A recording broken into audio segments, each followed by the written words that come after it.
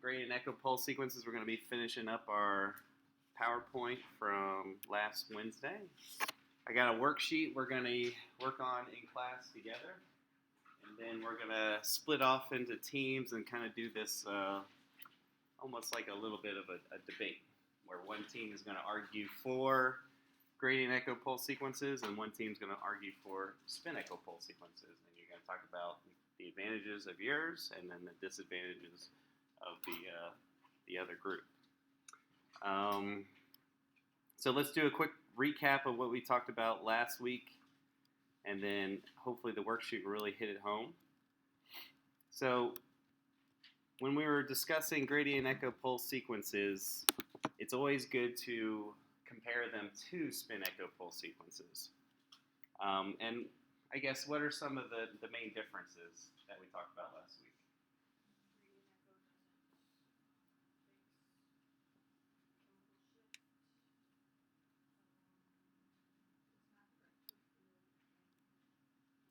Yep.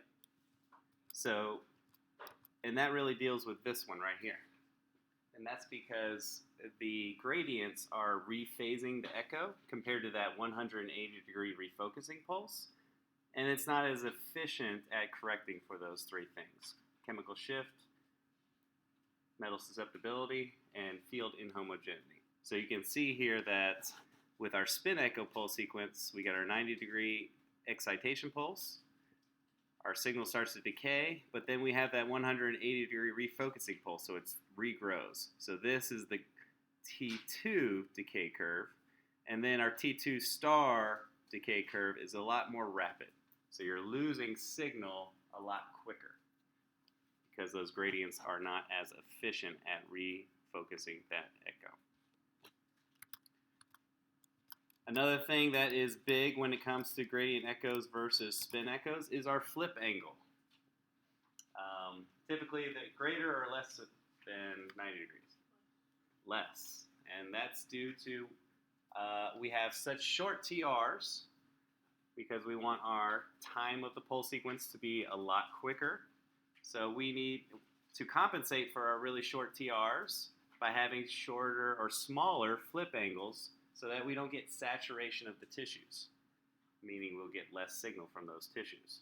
So you can see here our flip angles are variable and they're a lot smaller, and usually they're denoted by that alpha symbol. Our gradients are going to be the ones that are dephasing and rephasing, and you'll typically see on your pulse sequence diagram this happening on that readout gradient, which is also, what's the readout gradient also called? Slice, select, phase, frequency, which one? Frequency. Readout is also frequency. And so you'll see the gradients go first, they'll dephase the signal, and then they'll rephase the signal in the opposite polarity. And then you'll get your peak echo here. Gradient echoes are also very sensitive to flow. So most of your MRA pulse sequences, your angiography pulse sequences, are going to be gradient echoes because you can actually rephase those moving spins within your arteries or your veins anywhere along the bore of the magnet. Compared to our spin echo pulse sequence, which is slice selective, meaning your slice select gradient is going to be turned on every time your RF pulse is turned on. So in this situation, you could actually excite a moving spin within a vessel with that 90-degree excitation pulse. But that moving blood has exited the slice by the time you refocus it. And so you can see here as the signal decays, it never actually gets refocused, so it never grows back up to peak echo. So you actually get no signal, or a signal void in that vessel on a spin echo pulse sequence. So if you're doing black blood imaging, typically you're going to be selecting a spin echo pulse sequence compared to a gradient echo pulse sequence, which will give you bright blood. Our weighting in gradient echo pulse sequences. So before, when we were talking about T1 weighting, our main parameter was TR. When we were talking about T2 weighting, our main parameter was TE. But we have now a variable flip angle, so we have to also factor in our flip angle, and that helps control our T1 contrast. So usually we have a longer or larger flip angle for T1 weighted in a gradient echo, and then we reduce our flip angle for proton density or T2 weighted images. So you can see here the parameters for each type of weighting in a conventional gradient echo pulse sequence. So here again is another diagram of our conventional gradient echo pulse sequence. You're going to have to draw one of these a little bit later, where we have our variable flip angle exciting the spins. We get our free induction decay. Our gradients on the frequency encoding axis are going to dephase the spins, and then they're going to rephase the spins. These gradients are basically, they're turned on at a very high speed, high amplitude, in opposite polarity. You still sample the signal at the peak amplitude at TE, and then it starts all over again. And from excitation pulse to excitation pulse is still your TR. From excitation pulse to your signal is still your TE. So everything is pretty much the same. The only thing you're lacking is what?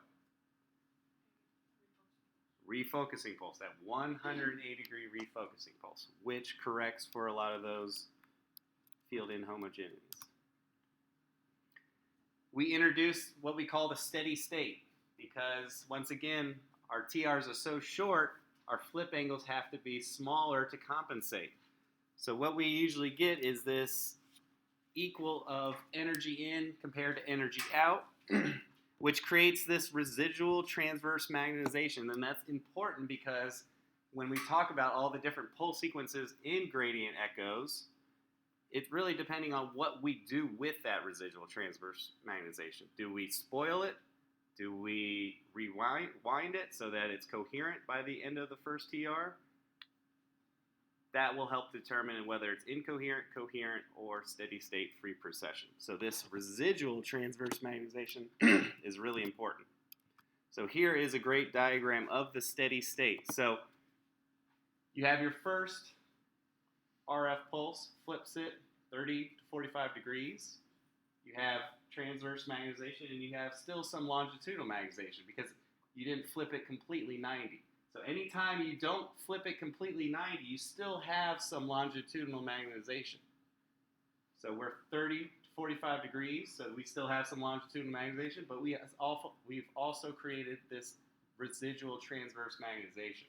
So after 3 or 4 TR iterations, we create this steady state where you're going to have the same amount of magnitude on the longitudinal axis as compared to the transverse axis. And then your net magnetic vector is going to be held steady at a 30 to 45 degree flip angle. So this was just talking about each gradient echo pulse sequence is going to be classified whether the residual magnetization is in phase or coherent, meaning the spins have the same spot along the clock, or out of phase, incoherent. So the first gradient echo pulse sequence we talked about was coherent gradient echo. And this is where we are going to be rewinding that residual transverse magnetization so it's coherent by the next TR excitation pulse.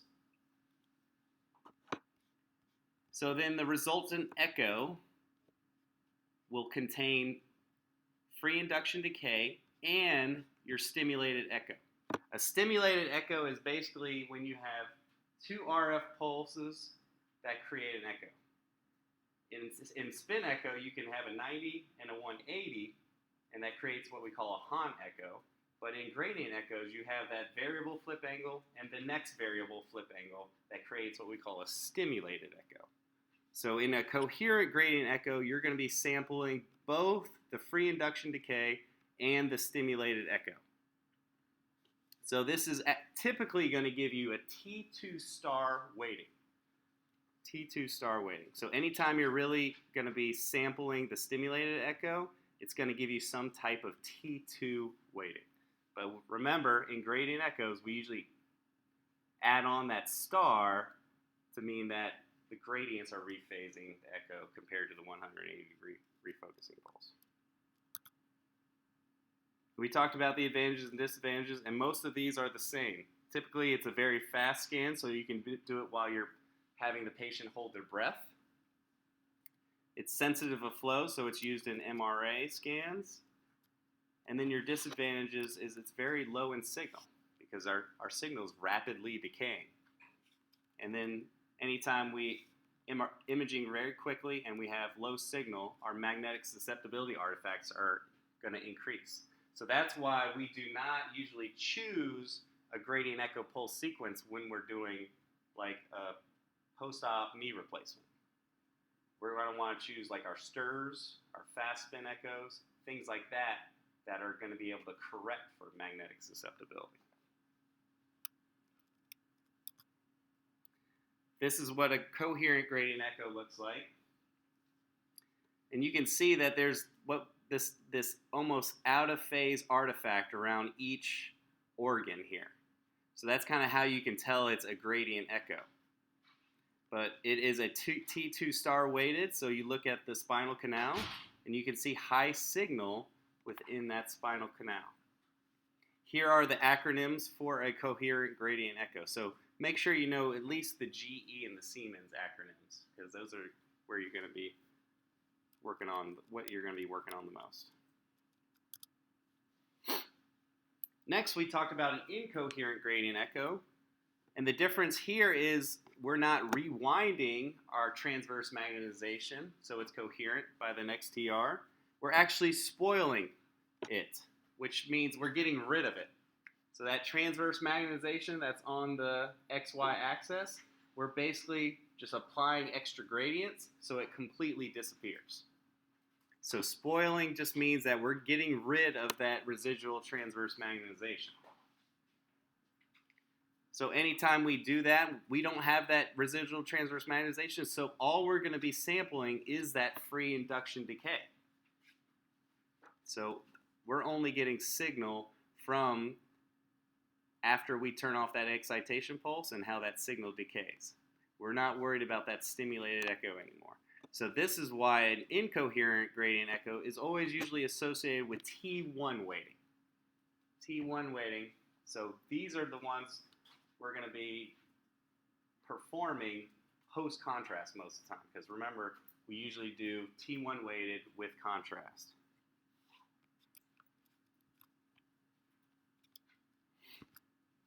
So you can see here, here's our incoherent. We have dark signal or no signal within the ventricles. So we know it's T1 weighted. And you can actually see the contrast in the superior sagittal sinus, choroid plexus right here. So we know this is with contrast. So a very fast pulse sequence of the brain, T1 weighted. So imagine if your patient can't hold still for very long, you might need to switch to an incoherent gradient echo compared to a spin echo T1 of the brain. Here are your acronyms for GE and Siemens off to the side. The third one we talked about was reverse echo, which is also called steady state free precession. So make sure to write that next to it, because that is kind of the old terminology the fourth edition of MRI in practice has used, but it's starting to move to reverse echo just because we've already studied the concept of steady state and we don't want to confuse it with the pulse sequence. So that's why they've changed the name to reverse echo, but put a little note and say it also means SSFP, which stands for steady state free precession. So if you see that on the test, always associate those two. So what's happening here, we're basically just going to sample signal from the stimulated echo, and we separate the stimulated echo from the free induction decay by repositioning it. So we basically use a rewinder gradient so that it is repositioned before our third free induction decay. So every time you have an excitation pulse, you can see here we get a free induction decay associated with it.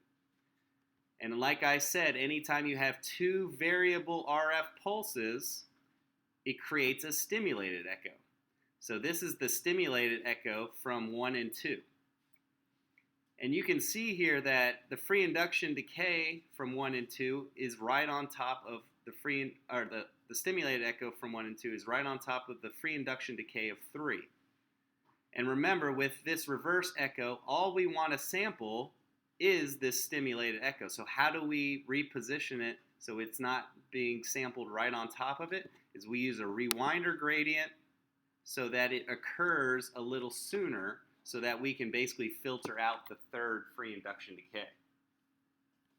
This allows us to sample just the stimulated echo, and it gives us a little bit more true T2 weighting, meaning that our echo has been refocused by another RF pulse. It's not a 180-degree refocusing pulse, but it has been refocused by another RF pulse, which is our variable flip angle. So it gives us a little bit more true T2 weighting.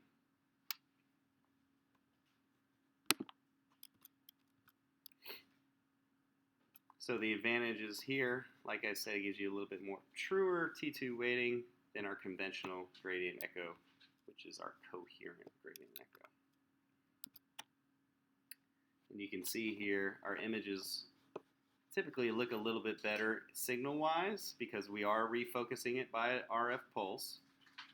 You can still see it's T2 because the spinal canal is bright with signal with our CSF compared to our hypo-intense spinal cord. And then you know this is a gradient echo because you have bright signal anywhere that there's blood. So you have blood within the ventricles of the heart, the chambers of the heart, and then you have blood that is bright within the descending aorta there too. So we know it's a gradient echo, and we can achieve these very fast so that we can catch the heart not while it's beating, but in between beats. So it's almost catching it in a quick capture so that there's no motion from our heart beating. So this little diagram just shows you what exactly each one is going to be sampling. So our coherent, we're actually going to be sampling the free induction decay and the stimulated echo. Incoherent, we're just going to be focused on our free induction decay. And then our steady state free precession, which is also called what again? Reverse echo, and it occurs a little bit sooner, and then we're just sampling the stimulated echo. So this is a really important chart for you guys to remember for the test. And the chart is also on our little worksheet here.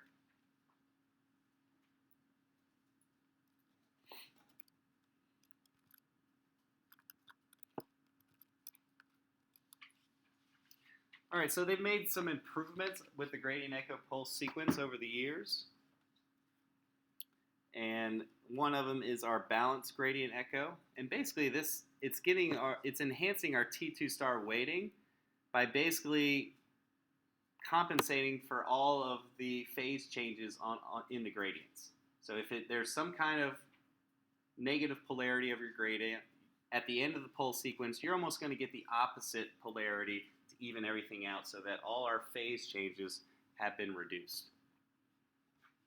So this is basically showing you, as you can see, each gradient will have a very symmetrical opposing polarity. So our readout gradient, we get a negative, and then we almost get the opposite positive polarity, and then we get a negative again here. Our phase encoding, we select the steepest negative polarity, and then right at the end here, we select the steepest positive polarity. And as a result, spins in blood and CSF are going to be coherent, meaning they're going to be in phase and have a high signal intensity. Here are our parameters for our balanced gradient echo. So here are some examples. So Usually you run a true FISP as your first coronal image for your abdomen. Usually have the patient hold their breath for a couple of seconds, get a good coronal, and this is what you're going to be basing your axial slices off. If you guys have done any abdomens, usually you want to put some slices above the dome of the liver, right? And then you want to get all the way down to the iliac crest for like the abdomen or below the kidneys. And so this will give you a great, quick representation, T2 representation of the anatomy so that you can base your axial slices off of.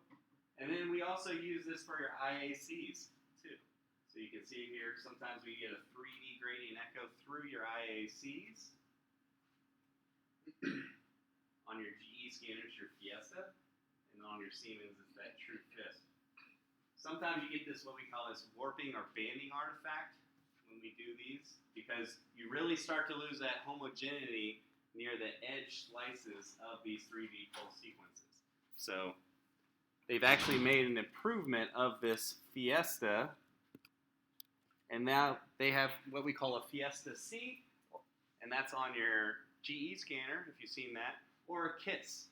You guys have seen that for your IACs. You guys have run that pulse sequence, a couple of you where you've been at neurosites. And you can see here with that KISS pulse sequences, it's basically two Fiesta sequences with and without phase alternation. So you can see here how we reduce that banding artifact at the skull base so that you get a little bit better representation of the anatomy. Both are still a T2 weighted image.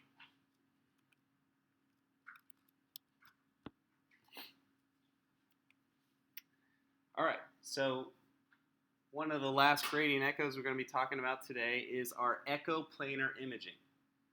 This is where we are imaging so rapidly that we're actually filling K-space, the entire K-space, in one TR period. So that's why you'll see off up to the side here with these weightings, your TR, it means infinitely long, meaning there's really only going to be one TR. This can be either a spin echo or a gradient echo. So you can start with a 90 and 180. So this would be your spin echo, echoplanar imaging. And that just kind of corrects for those field inhomogeneities, metal susceptibility artifacts, and chemical shift just a little bit better. But once again, it's a very fast pulse sequence, so you're still going to get a lot of those artifacts, those air tissue artifacts. And the main thing we're going to be using this EPI pulse sequence for is our diffusion weighted imaging. So that's why that little prompt comes up on your screen right before you run a diffusion weighted image, where it says the patient might have some kind of nerve stimulation. And that's because our gradients are being turned on and off in opposite polarities very rapidly.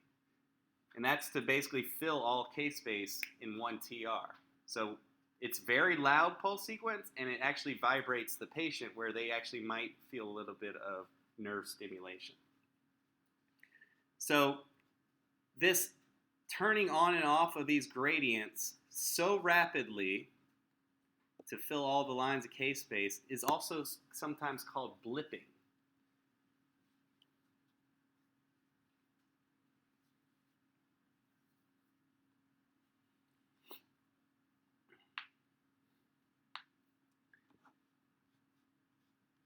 Sometimes, to even speed this up a little bit more, we utilize that half Fourier technique, where we actually are going to be running an EPI sequence where we're filling half of K-space in one TR period, and then we just mirror the top of K-space with the bottom. Because remember, K-space is symmetrical. The top is equivalent to the bottom.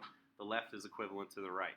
So we just basically take the data in the top of K-space and we put it down in the bottom. So it even speeds it up faster. And that's typically what most of these EPIs, pulse sequencers, are doing. So very rapid to catch that restricted diffusion. Remember, water is diffusing throughout your brain very rapidly. If you have an acute stroke, some of those cells within your brain start to swell, and that water doesn't diffuse as rapidly, and you get that restricted diffusion. And that's what's usually going to be bright on your your trace sequence, and that will clue like the radiologist or technologist in on an acute stroke.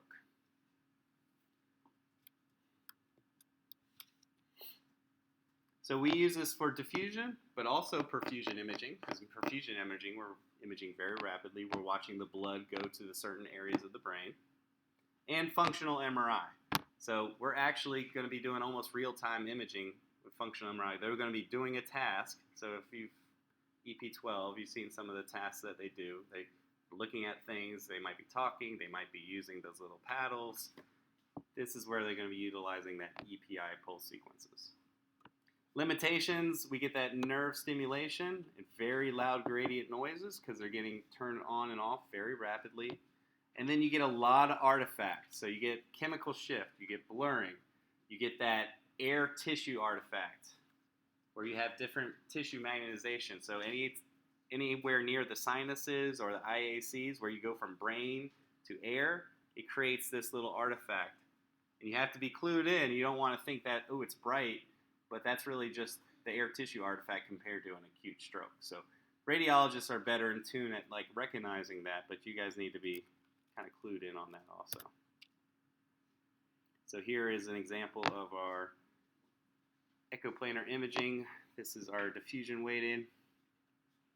And once again, they're looking for, most likely for an acute stroke. But they're actually using diffusion weighted pulse sequences for everywhere in the body now. Prostate's a big one. The liver, they usually always do a diffusion of the liver on your abdomen scans. But most likely the prostate, because they can actually detect any type of lesion using those diffusion weighted scans.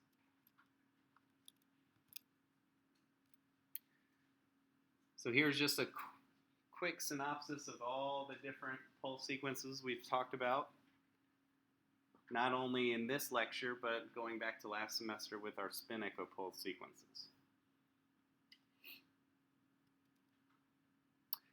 All right, the last concept we need to talk about is what we call our Ernst angle. And that's because we are using flip angles typically a lot less than 90 degrees. And the reason why is due to saturation issues, right? And what's saturation again? What's partial saturation? Yep, our vector, net magnetic vector has gone past our 90 degree transverse axis. And then full saturation has gone completely 180, meaning there's going to be zero signal from that vector. So what we've done to maximize the signal for these really short TR periods is to choose a flip angle that will maximize our signal intensity. So you can see here on this chart, on our y-axis we have signal or signal intensity. It's SNR, signal noise, or you could just put SI for signal intensity. And then here on your x-axis you have basically your flip angle going from 0 all the way up to 110. And then you have different TRs. And the top TR here, 500 milliseconds, is something we use for spin echo, right? Which weighted spin echo, though? What uses a TR, a short TR, a T1? Remember T1? TR typically is a range from 300 to 700, or 400 to 700, a little bit better, right? So you can see here it peaks at about, you can say like 80 to 90. So that's why we usually want that 90 degree flip angle to maximize our signal. But as our TRs get really short, due to saturation issues, where we're going to be pushing that transverse magnetization past 90, it's better to use smaller flip angles to maximize our signal. So each tissue is going to be different. So that's why it says for a given tissue with a given T1 relaxation, so we know that CSF relaxes different compared to fat, compared to gray matter, compared to white matter. All these tissues relax at different rates. So your Ernst angle is going to be different for each tissue. And what the MR pulse sequence does, and our physicist does, is try and find an Ernst angle that maximizes all those tissues, so they select one kind of right in the middle. Because you can't just maximize like gray matter and then ignore all the other tissues with the brain. So you try and find the best Ernst angle to give you the most signal for that particular TR and that particular pulse sequence.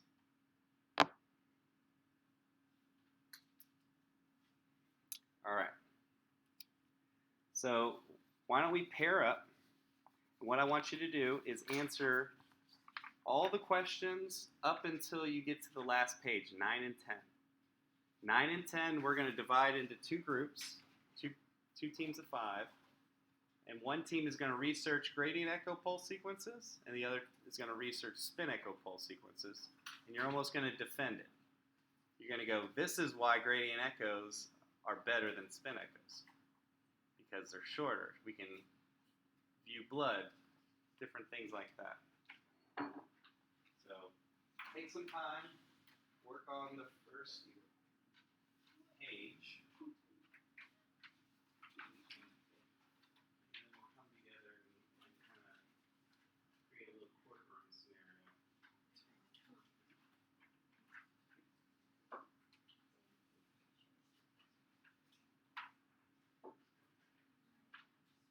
Use your notes for all of you, really. But don't start working on the last one.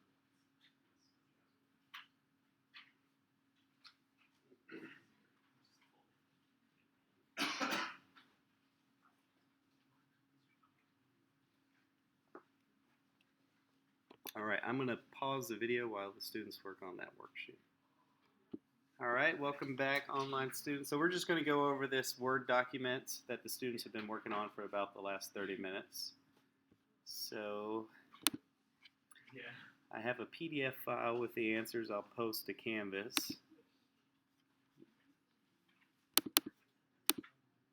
All right, so for the first one, you were tasked with having to draw a conventional gradient echo pulse sequence.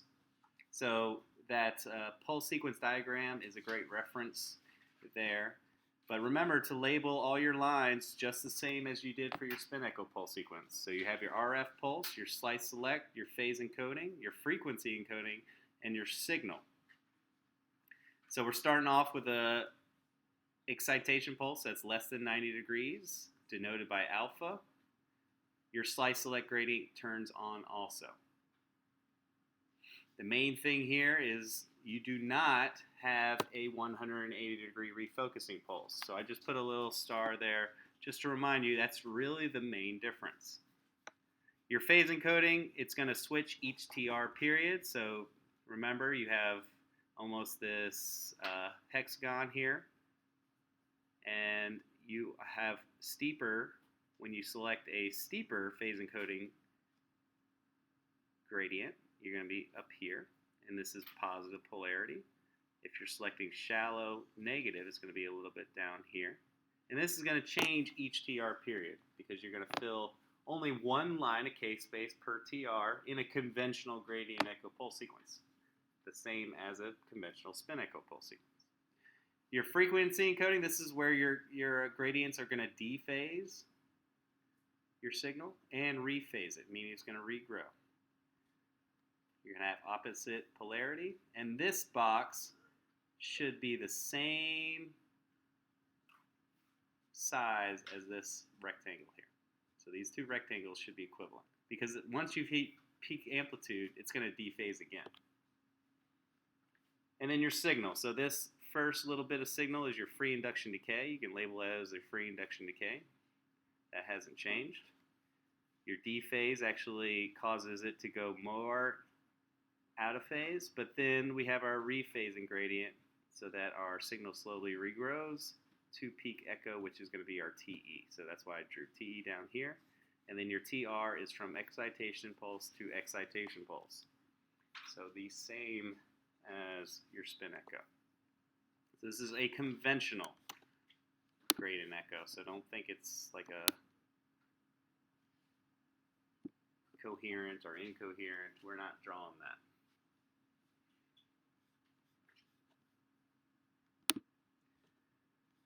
All right, let's go down to number 2. So I had you guys draw the steady state.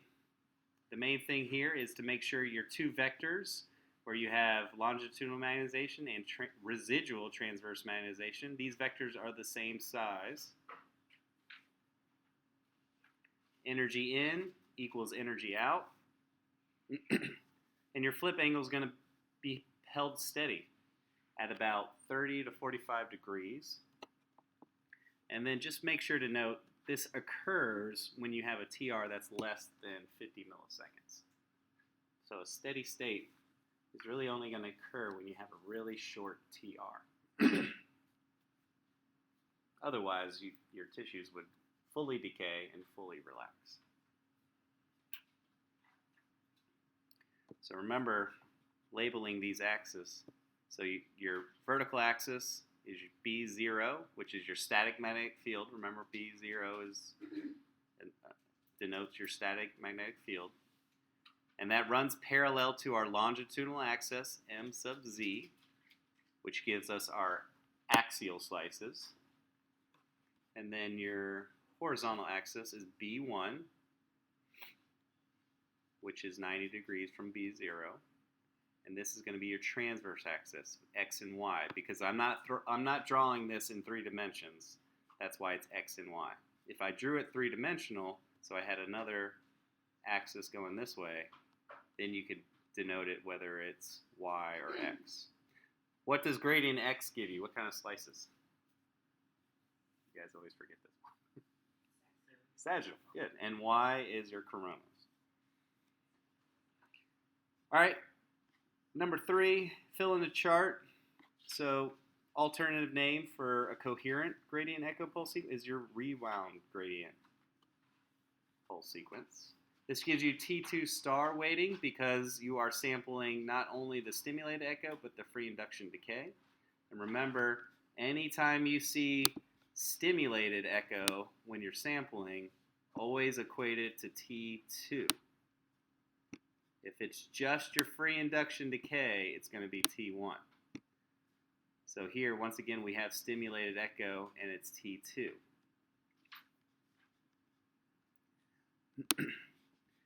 It's T2 star because we don't have the 180-degree refocusing pulse, so our signal decays a lot faster, so we're not going to get as much signal with our gradient echo pulse sequence. And then here are the acronyms. For GE, it's GRASS. For Siemens, FISP. And you can go back to that chart and see exactly what that stands for. All right. Incoherent. The main one you're going to see on your registry in a mind test is a spoiled gradient echo because we're spoiling or we're getting rid of that residual transverse magnetization. So that's why we're only sampling signal from the free induction decay, and that gives us that T1 weighting. Here are the acronyms for GE and Siemens. And then our last one we talk about was our reverse gradient echo pulse sequence, also called SSFP, standing for steady state free precession. Steady state free precession. And remember, we're moving away from that just because this is the steady state and we don't want to get the concept mixed up with the pulse sequence. That gives us truer T2. So remember, in a gradient echo, we're still never really able to get true T2 weighted. But if you want to put there truer T2 weighting, because remember, we don't have a 180-degree refocusing pulse. But we are using the 2 alpha flip angles to create a stimulated echo. So anytime you're using 2 RF pulses that creates an echo, it's going to give you truer T2 weighting. So here we're just sampling signal from the stimulated echo. And then here are acronyms. What's the echo called in a spin echo when you have a 90 and 180? What's the echo called? Hahn. 90-180 creates a Hahn echo.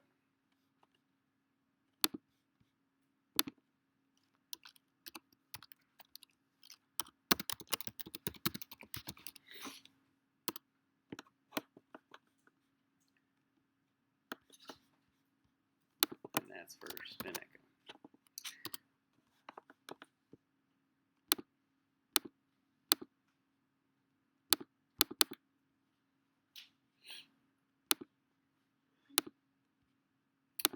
So let's cruise on down to number 4. So drawing the two curves. So I just put one solid line, one dotted line. Everybody can draw it different. You can draw the free induction decay as it goes down if you wanted to. But the main thing here is that 90. Once you turn off that 90, you guys okay?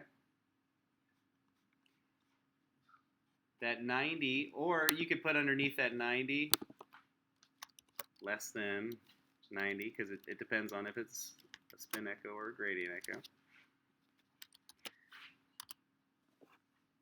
And most of the time when we're talking about T2 star, it's going to be less than 90 because that's gradient echo. But once we turn off that excitation pulse, our signal decays pretty rapidly. I mean, it only takes like 20 to 50 milliseconds for our signal to completely go away. But with our spin echo, we have the luxury of having this 180-degree refocusing pulse. So it regrows our signal, and then the process starts all over again. So the dotted line represents T2 decay, and then the solid line is T2 star decay. So you can see here we'll have less signal with our gradient echo pulse sequences because we do not have this. All right. So the drawbacks to not having that 180 are number 5. So those 3 things I've been constantly preaching is we cannot correct for magnetic susceptibility, chemical shift, or field inhomogeneities. What is the main thing you do on your scanner to correct for field inhomogeneities? What's shim? You got that green box for the Siemens, and then the yellow box for the GE scanners, right? And the blue for the Hitachi. So once again, our manufacturers are just trying to change things up just ever so slightly. But the Siemens, usually they have a lot of automatic shimming, which is good. But with your GE scanners, you typically always have to put that shim box over the anatomy when you're doing a fat saturation pulse sequence. So we always want to make sure we're shimming when we're suppressing fat.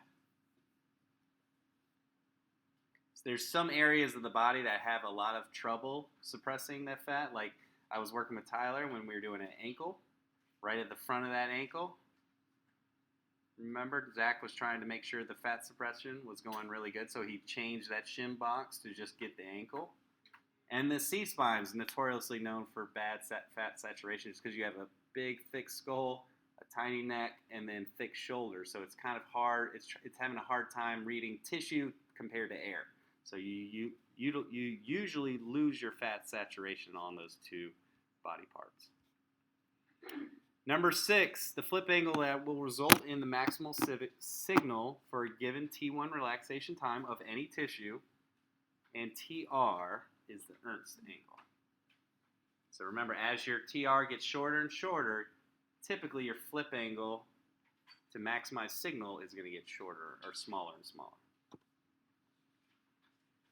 All right, number 7 we didn't talk about, but you do need to know for the registry and I think for my test. So number of shots, that just basically means sometimes with your filling a K-space, as I mentioned, usually when we're talking about echoplanar imaging, you fill K-space in 1 TR. Sometimes the scanner you're working on doesn't allow you to do that just because it's maybe an older scanner. So what it did to compensate is create these things called shots. So you would actually have maybe 4 shots to fill all of K-space. And shots just mean number of phase encodings divided by echo train length. So imagine this, your frequency encoding direction, your matrix here was only, let's say, 32 rows. I'm sorry, your phase encoding direction is only 32 rows. And you need 4 shots to fill it. What's your echo train length going to be? You have 32 rows. 32 rows. You need 4 shots to completely fill K-space. What's your echo train length going to be? Yeah, so 32 divided by 4, and that's 8. So that's going to be your echo train length, but your equation is set up so it's number of shots equals phase encoding divided by echo train length. So once again, it still is a very fast sequence, but sometimes you can't fill all of K-space in one shebang. So what they have done to compensate for some scanners is to create this thing called shots, and that's part of the scan time equation for an echo planar image pulse sequence. So if I had to write out the entire scan time equation for this, what do you think it would be? So scan time for EPI equals, what's always part of the scan time? TR times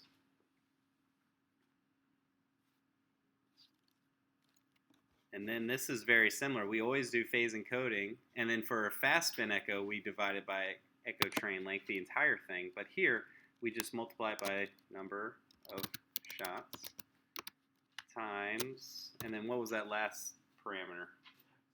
Next, good. So that is your scan time equation for an EPI.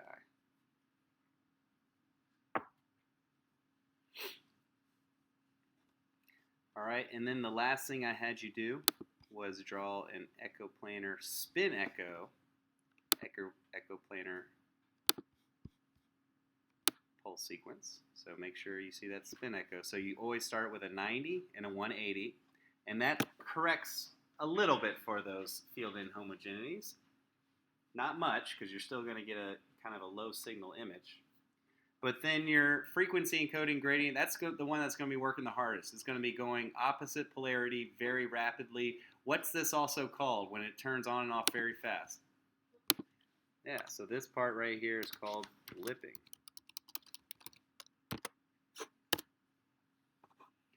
All right, and they drew the phase encoding with these just little tiny rectangles, but what's really happening is it's the same as above. They just didn't want to draw the little honeycomb structure over and over again, but you're still going to be selecting a different phase encoding each time, okay? And then you select a TE, so they drew it on that one on your slide, TE, but it's really an effective TE. Just like with a fast spin echo, you're choosing an effective TE, and the effective TE that you choose is going to fill the center of K-space. So if you want to just write down here, typically the one with the largest amplitude is going to be your effective TE. So draw a line from your here to the peak amplitude. This will be your effective TE. And usually this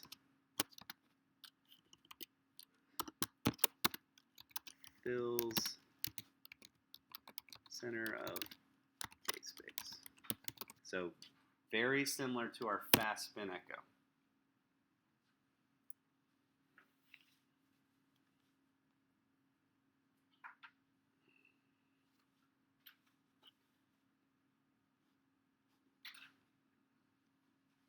All right, any questions about those? And this will be online, so you guys can print this out. All right, so Kiara and Tiffany join this group right here. And what I want y'all to do is you guys are tasked with defending gradient echo pulse sequences. You need to talk about the advantages of gradient echo and the disadvantages of their spin echo.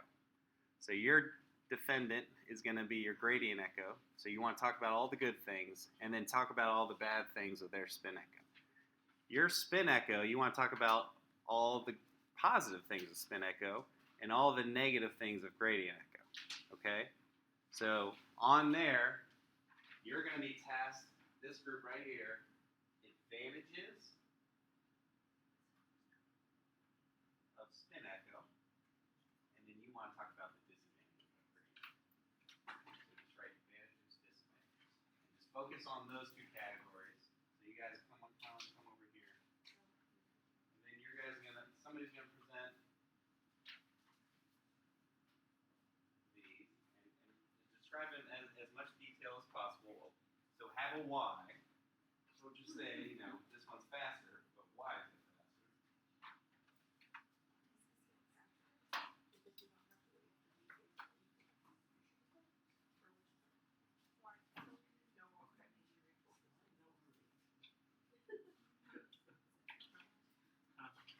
All right, so I'm going to pause this while the students work on that, and then I'll show you. We'll have a brief discussion. We'll end the lecture. All right, so we're about to hear from our lawyers. We're going to start with our spin echoes, since we learned about spin echoes first. Not one person has to shout everything out, but just as you have it, let me know. So spin echo, you're responsible for talking about your advantages of your sequence and then the disadvantages of gradient echo. So let me know some advantages. So it's very versatile. It has a high signal to noise ratio. Okay. Overall good image quality. And through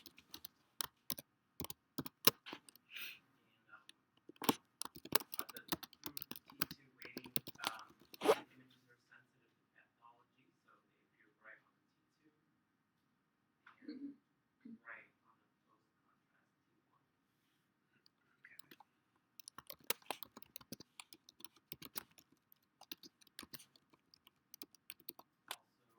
Also, contrast is based on T1 and T2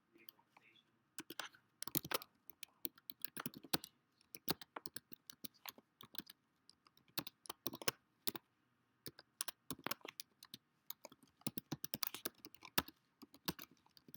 All right. I got one more. Okay. And it corrects for field inhomogeneity, chemical shift, and magnetic susceptibility.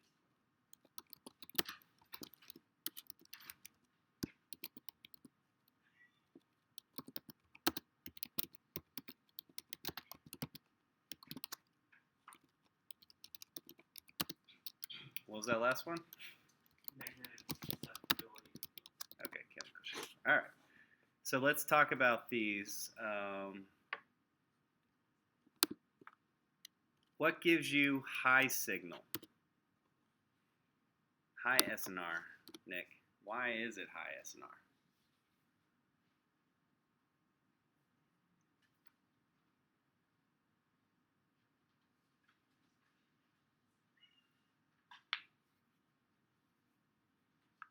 Think about your flip angle.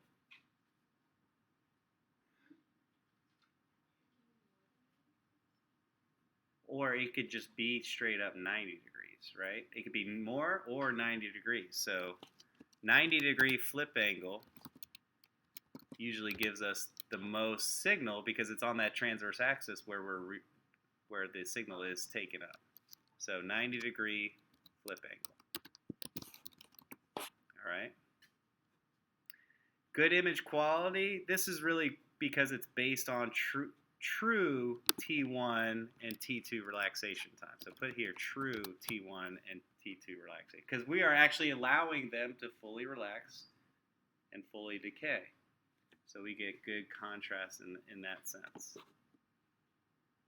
Very versatile. I'd also say that gradient echoes are very versatile, but there's just a lot of spin echo pulse sequences. So I think gradient echo can put that there too, just because, with the technology now where we're able to scan a lot faster and we have scanners that can switch on and off their gradients a lot more, the gradient echoes are also very versatile. So let's go ahead and put that up there too. I didn't know if you guys put that one as a advantage. Sensitive pathology, good. I mean, you're going to still see pathology on your gradient echo, but due to your lower signal, you might not be able to detect it as much. And sometimes you have to increase your voxel size to get more signal with a gradient echo. So you might get what we call it's an artifact where your voxels are too big, you might miss the actual pathology because you need to see at least that pathology in 2 voxels at least to actually see that pathology. Good. Corrects for field inhomogeneities, magnetic susceptibility, chemical shift because we have our 180 degree refocusing pulse. All right, so what are some of your disadvantages of gradient echo? Lily or Jenny, what do you got?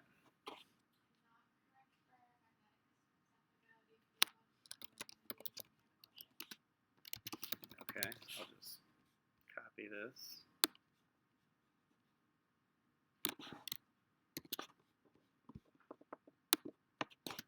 And then I'll just put over here because no 180 degree refocusing. Okay, what's your next one? Okay, and why is that? Yep.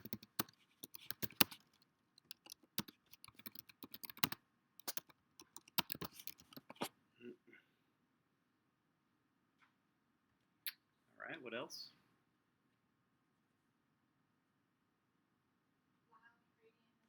There you go. Nice.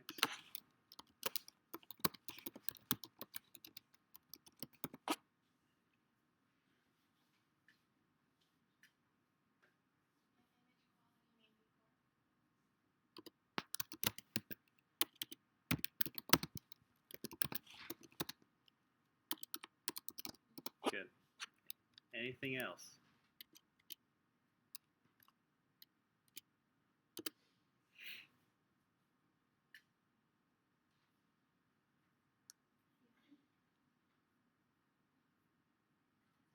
Okay.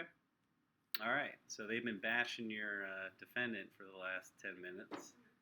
You object. All right. So give me some advantages of your gradient echo pulse sequence besides being versatile.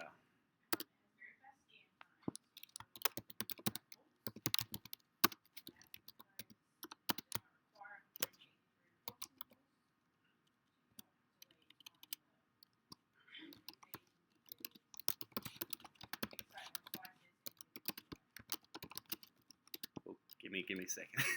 that was good.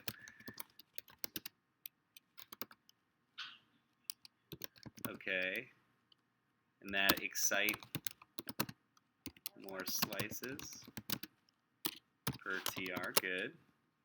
And then you said one other thing, breath holds. Okay.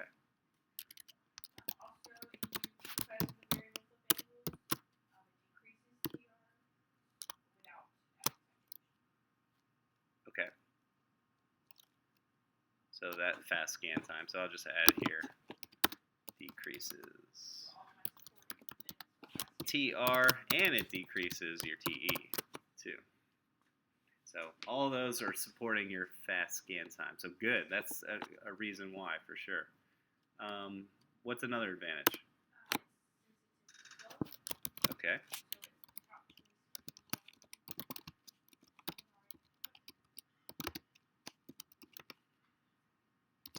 Top choice for MRA.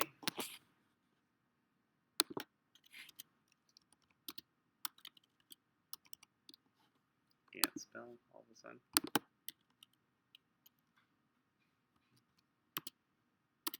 Okay. Okay, and why is it sensitive to blood flow?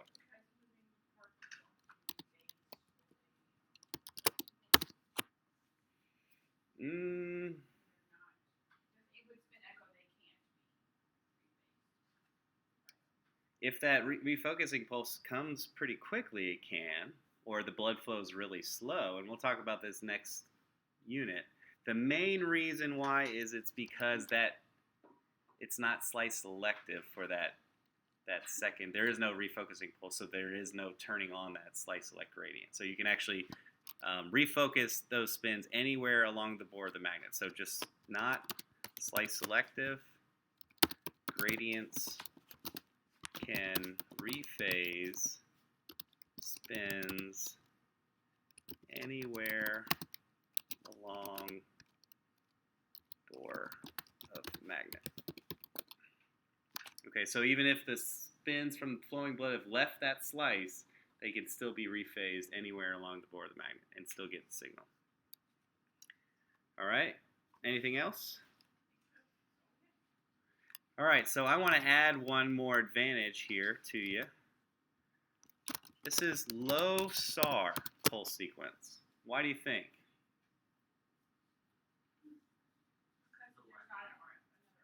Good.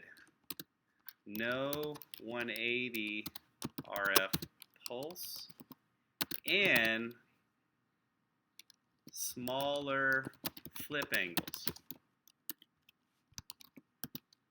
Our SAR equation is really SAR is equal to our flip angle squared. Yeah, it's due to our RF pulses, but remember our flip angle is only created when we have an RF pulse, right? So our SAR is equivalent to our flip angle squared. So gradient echo are great because we don't have to heat the patient up very much. That makes me think of another advantage for spin echo that you guys failed to mention. Good for metal artifact reduction. Okay, we want to choose our spin echo when we're scanning anybody that has metal in their body. So stirs, fast spin echoes, things like that. Not our gradient echo. So that could be a disadvantage of gradient echo. So bad for scanning metal.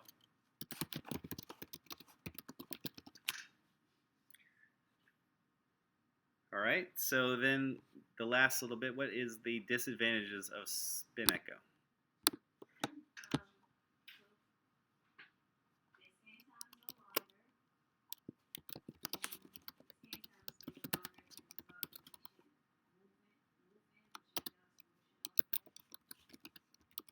Nice.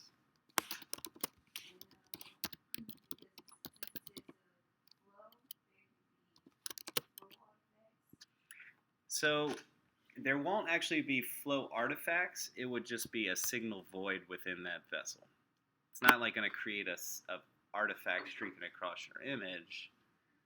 You're actually going to get more likelihood to have artifacts from gradient echoes not being placed in the vessel, but you're just not going to get signal from flow at all. So flow void in blood vessels.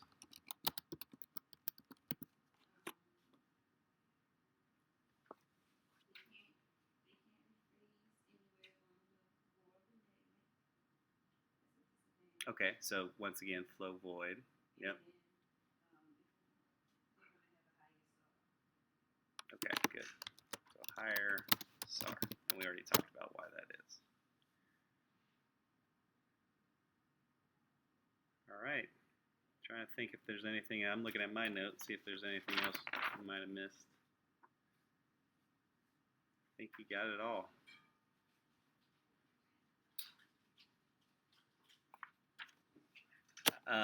The only other one I would say for an advantage for gradient echo, good for functional studies. So like diffusion and perfusion, where we need to really scan fast to see if there's any restricted blood flow to certain areas of the body or restricted diffusion within the brain, our gradient echoes are great for that. All right. Does anybody want me to save this and post it? Yeah. Okay. I can do that. So that wraps up our last little bit for today's lecture. Do you guys have any questions? All right. So let's take a 10-15 minute break, and then our review on spine will only take about 30 minutes. All right? And we'll get out of here early.